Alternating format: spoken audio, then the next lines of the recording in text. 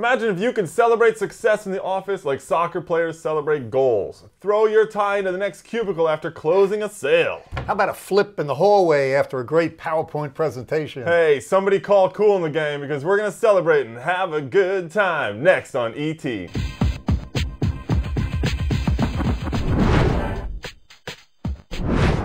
Welcome to Extra Time, everyone. I'm Greg Lawless alongside Shep Messing here in New York. This week, we'll break down why Houston has no problems right now.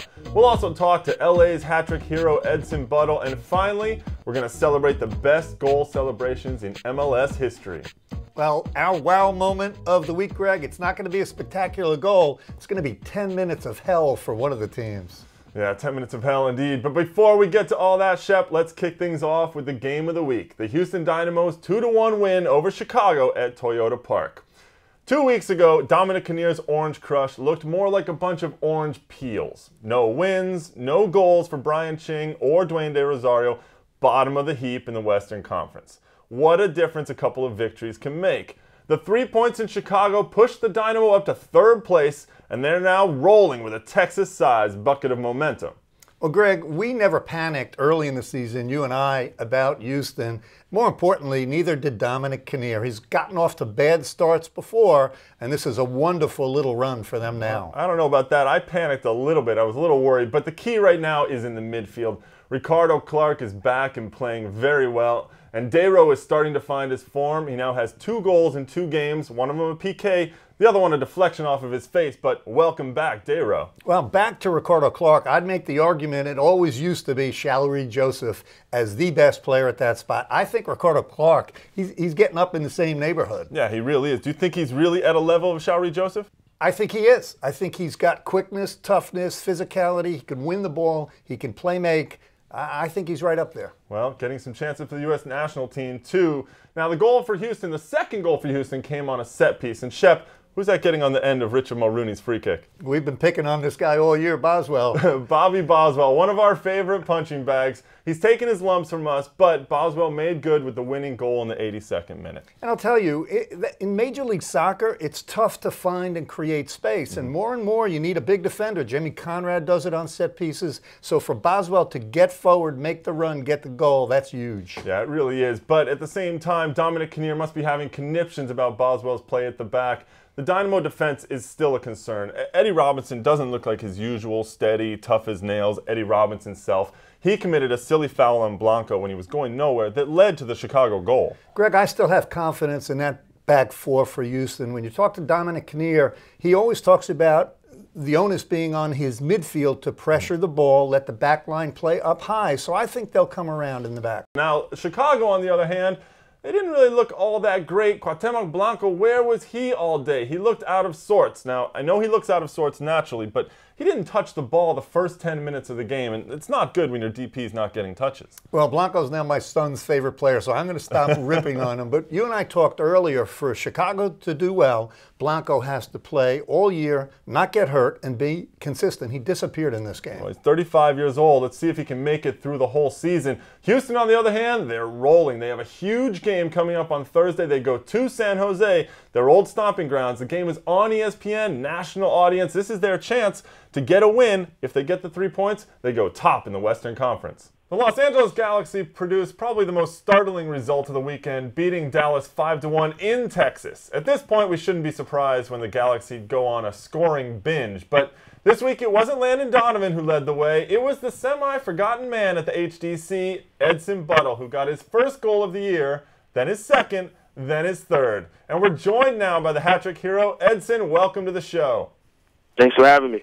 So tell us, what was clicking over the weekend for you guys? I think we just got off to a good start, holding the ball. With the half we were having, connecting and finding each other, it made it easy for us to get behind them and score some goals. Edson, I think some of the fans would be wondering, you have all the skills, all the talent, all the tools. Why can't you do this every week? Oh, it'd be nice if I could do it every week, but for some reason, it just came on Sunday, and Sunday was a good day for me, and hopefully my team, they believe in me, and just as long as they keep feeding me the ball and believing in me, I think chances and goals are going to come. Edson, you grew up here on the East Coast in New Rochelle. Did you ever dream or think that you'd be playing with David Beckham, his wife Posh, and Tom Cruise watching the games? Never thought I'd be playing with David. Not at all. You just never know what soccer is going to bring you. I think the game can bring you to a lot of places, and it's a great game, and I love it. Edson, your challenge right now, obviously that was a great game for you, but with Gordon and Carlos Ruiz coming back healthy, what do you have to do to nail down your job in the starting 11? Well, I could easily say just score goals, but that's a little bit selfish. But it's a team game. Let's help my team out, do the little things, and keep moving, and just show consistency. Is it frustrating for you guys in the attack because you score all these goals, and sometimes so far this season the defense has let you down? Is that frustrating for you guys? I definitely think it is frustrating when we're playing well and the team gets the goal, and but it's part of learning how to play defense collectively. Well, Edson, thank you very much for joining us here on ET today. Thanks for having me. And good luck with the rest of the season. Big hat-trick in Dallas for Edson Buddle. LA starting to get some rhythm. They have a chance of getting into the top of the Western Conference. You can see the whole interview with Edson Buddle on MLSnet.com. Over the last 2 weeks, New York's Danley Borman has had a chance to show off his goal celebration, which can only be described as a drunken pirate tripping over treasure. It's not pretty, but it gets the point across. And it conjures up some memories of some of the wildest and weirdest celebrations we've seen over the years. Some of them classic, some of them bizarre, and some of them very painful, such as Paul Bravo tripping over the signboards. But in the end, they're all for the right reasons, and they make us look back at some of the best celebrations we've seen.